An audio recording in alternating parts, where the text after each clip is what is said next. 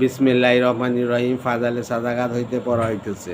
তিনি অনন্ত আল্লাহ তাআলা যখন মানুষকে পরীক্ষা করেন তখন পরীক্ষা হিসাবে কখনো তাকে নিয়ামত ও সম্মান দান করেন, সম্পদ, সম্মান এবং এই ধরনের আরও অনেক কিছু দিয়া থাকেন, যাতে এইসব জিনিসের ওপর মধ্যে আল্লাহ তাআলার কৃতজ্ঞতা পরীক্ষা হয় এবং ওয়া যাচাই করা যায় যে আল্লাহর এইসব নিয়ামতের মধ্যে সে কি কাজ করিয়াছে, এই সম্পদ ও সম্মান তার রাস্তায় খরচ হইয়াছে নাকি অসন্তুষ্টি রাস্তায়।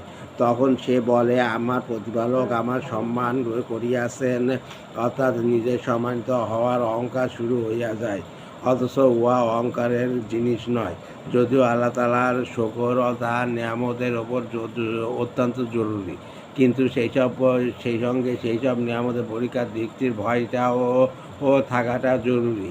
আর যখন আল্লাহ তাআলা মানুষকে অন্যভাবে পরীক্ষা করার ইচ্ছা করেন এবং তাকে যাচাই এইভাবে করেন যে তার রিজিক সংযুক্ত করিয়া দেন, উহা দ্বারা তার সবর এবং আল্লাহর ফয়সালার ওপর তুষ্টির পরীক্ষা করা উদ্দেশ্য হয়, তখন সে বলে, আমার প্রতিপালক আমাকে প্রপঞ্চ করিয়া দিয়াছেন, অর্থাৎ আমি সম্মানের উপযুক্ত হওয়া সত্ত্বেও আমাকে মানুষের দৃষ্টি হইতে নিচে নামাইয়া রাখিয়াছেন।